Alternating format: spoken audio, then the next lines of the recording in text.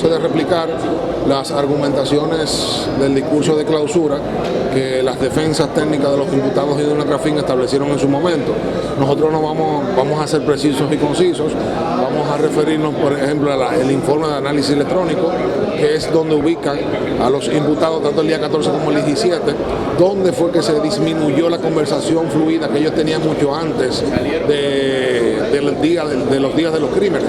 También vamos a atacar a aclarar al tribunal para que no haya duda del testimonio tanto de Belarminio, de Emilio Brito, sobre el hecho del septiembre de 2013, así como también el de Edwin Alberto Colón, que fue testigo presencial del crimen del 17 de enero, de Rabel y de Aníbal Pinales, que son testigos fundamentales que ellos lo desacreditaron para crearle duda al tribunal.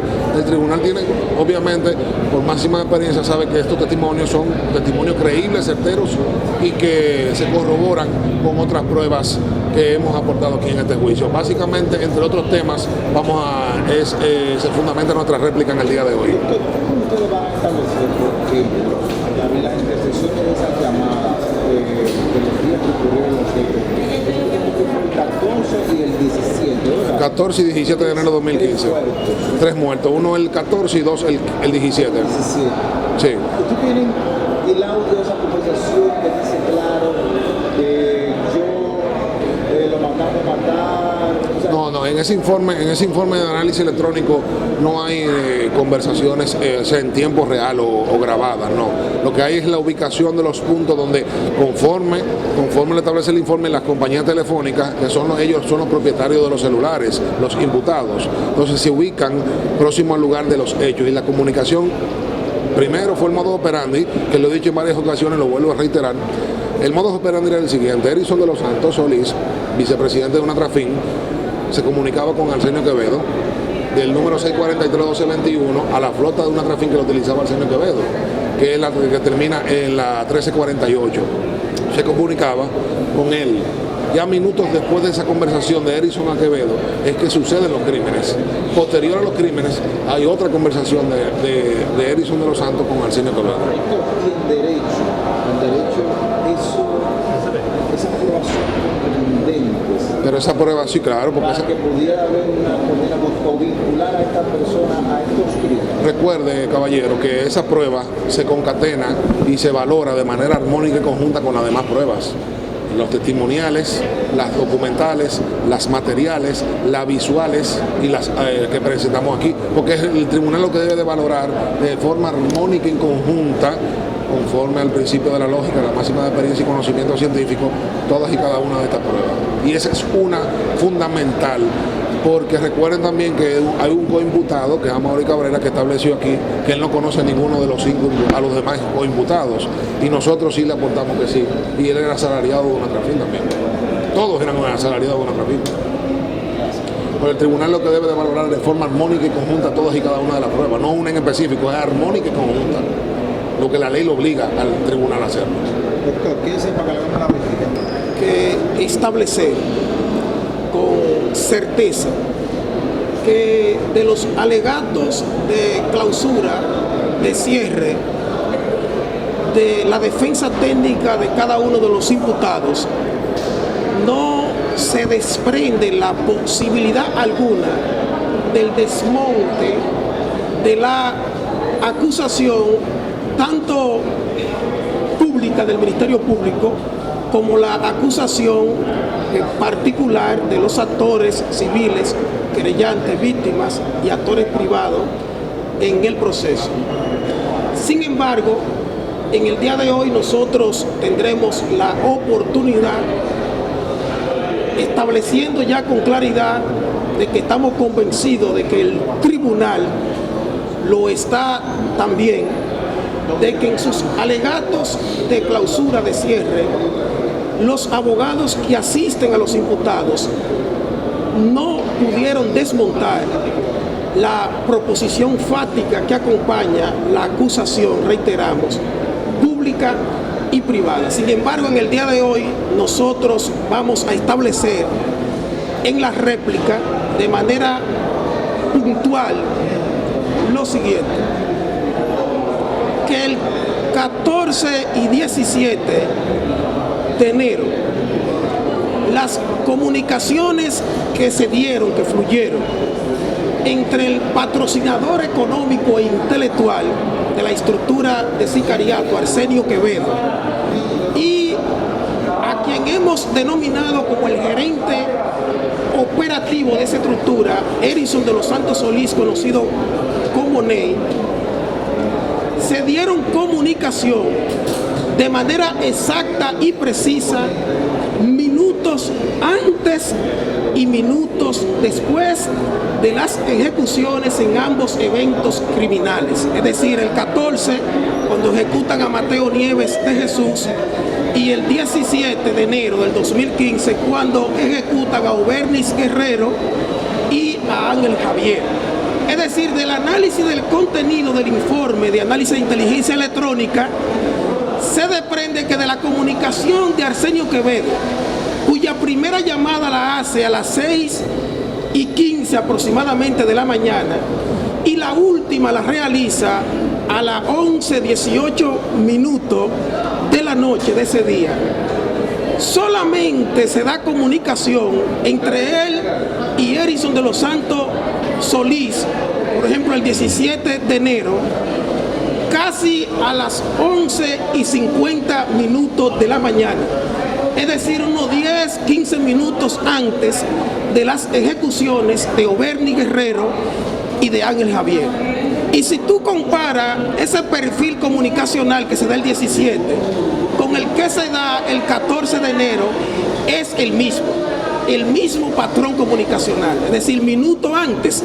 Pero si a eso tú le agregas, que lo vamos a puntualizar en nuestra réplica en el día de hoy, valorar esa comunicación de manera armónica con el cheque emitido de la cuenta corriente personal de Arsenio Quevedo a favor de Erison de los Santos Solís del 16 de enero del 2015, es decir, un día antes y 2 días después del asesinato de Mateo Nieves de Jesús y del doble asesinato de Obernis Guerrero y Ángel Javier. Pero si tú le agregas a eso la nómina ocupada en ocasión del allanamiento de fecha 27 de enero del 2015, donde figuran cobrando en la nómina los gatilleros, el sargento Amaury Cabrera Martínez, Danilo Otavio Reynoso, Cristino Batista Roa,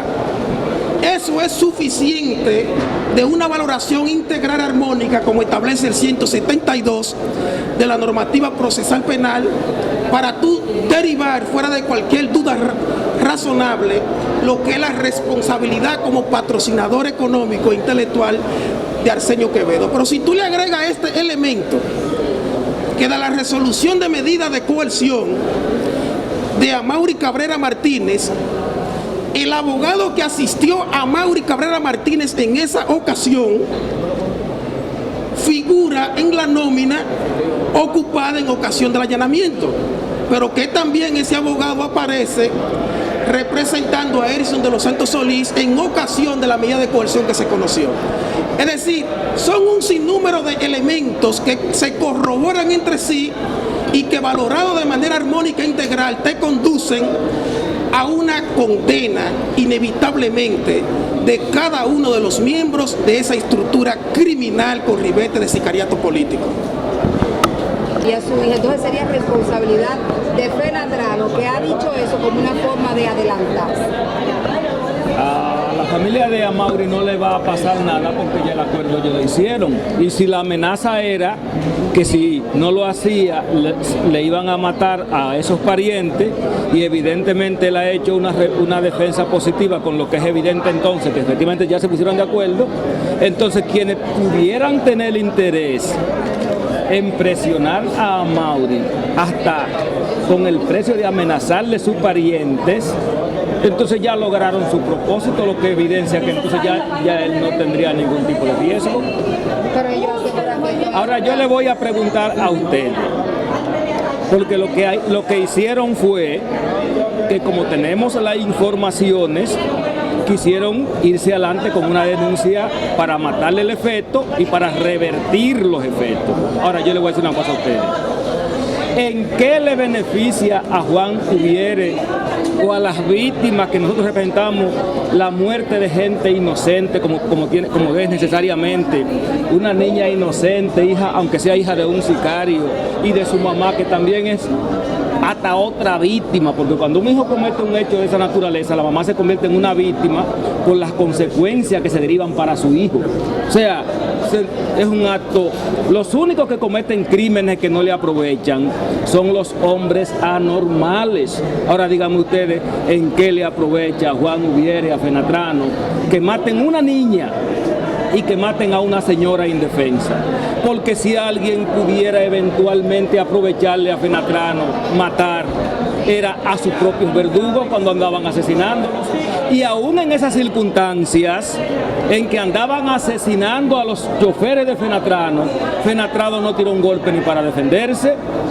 Ahora va a matar al inocente cuando pudo haber, aún en defensa propia, pudo haber matado para defenderse y no lo hizo. Es un asunto absurdo. De lo que sí ha quedado constancia en este proceso es que Fenatrano es una entidad pacífica, porque pese a que tuvo que recoger los muertos, no disparó. Mira que no se ha dicho que hay un herido de la contraparte. Los sicarios están del otro lado. Y este es ha querido ejercer presión sobre los jueces hasta el punto de que vino hasta aquí a dar una rueda de prensa y que tiene personas. No fue Juan Ubiere que sobornó, que compró un habeas corpus a Wilda Inés Reyes Beltrán 14 millones de pesos.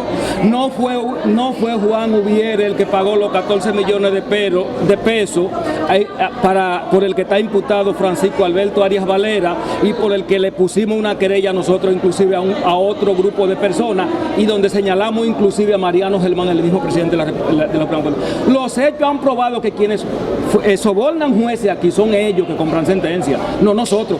Cuando Juan Ubiere viene aquí es porque sabe que estaban reeditando los planes macabros para seguir en esas actividades de estar presionando y comprando jueces, porque aquí hay 3 juezas que era difícil comprarla, pero estaban llegando a sectores de poder vinculante para sobornar a esos sectores para que presionaran a estas juezas. A eso vino Juan aquí, no vino a ofrecer dinero, porque le voy a decir una cosa, ustedes tienen sentido común.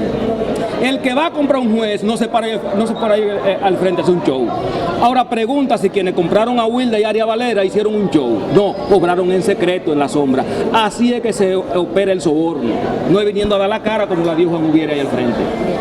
Gracias, doctor. Ok. El día 14 de enero me llegó la razón que me asesinaron mi hijo. Sí, que me asesinaron mi hijo. Y si no me dan una pastilla, yo me iba a caer muerta. Me obligaron a dar una pastilla porque ya yo estaba, que no era yo, ya yo estaba brincando. Yo no me sentía yo misma, pero me endrogaron para yo poder aguantar. Hasta este instante que yo le dije, Señor, yo te sirvo, para algo te sirvo, dame fuerza para aguantar esta situación, porque esta situación no se aguanta. Hasta que en verdad Dios se puso y dijo, Señor, haz justicia tú, esta justicia ayúdame, que yo no puedo ayudarme, yo no puedo conmigo, yo no puedo aguantar esto. Haz justicia hasta que se termine. Y estoy agradecida de Dios y la justicia, la fiscalía, todo aquí, que me han ayudado y me han dado fuerza, que veo que están haciendo su trabajo bien. Pero solamente a Dios le doy la gloria y la honra, que Él tome su venganza, porque yo no la puedo hacer. Yo le sirvo a un Dios que todo lo sabe y todo lo ve. Mi hijo dice que no tuvo testigo, pero yo estoy segura que mi hijo tuvo un testigo.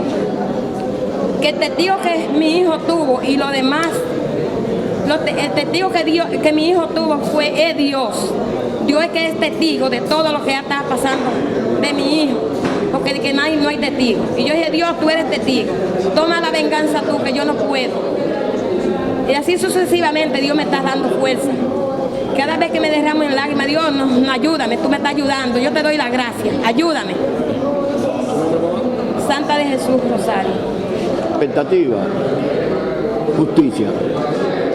Esta sociedad está harta de todo lo que está pasando. Yo pido justicia no solamente para mí y mis compañeros, porque yo estoy seguro que la sociedad que está alta de tantos muertos, de tantos tiroteos y tantas cosas, se sentiría satisfecha cuando ese grupo que están ahí en el banquillo de los acusados vayan a cumplir la pena que ese tribunal está supuesto a poner. Es lo único que yo pido, más nada. El 19 de septiembre del 2013 yo fui víctima de una agresión a tiro en ambas piernas, en la que yo textualmente acuso a Arsenio Quevedo como autor intelectual y a Cristino Batista como ejecutor. Yo soy dirigente fenatrano, estaba ahí mediante un previo acuerdo que se había hecho el día anterior en la Oficina Técnica de Transporte Terrestre y dándonos a nosotros la autorización para despachar las guaguas que iban a Elia Piña desde la parada de Tamayo, nosotros fuimos agredidos por ese grupo. Cuando yo acuso a Arsenio Quevedo es porque Arsenio Quevedo llegó 15 minutos antes de mi agresión, habló con parte de los que estaban ahí y muestra es que quien encabezaba el grupo que me hirió iba Cristino Batista, que es su chofer. Mi nombre es Belarminio Brito.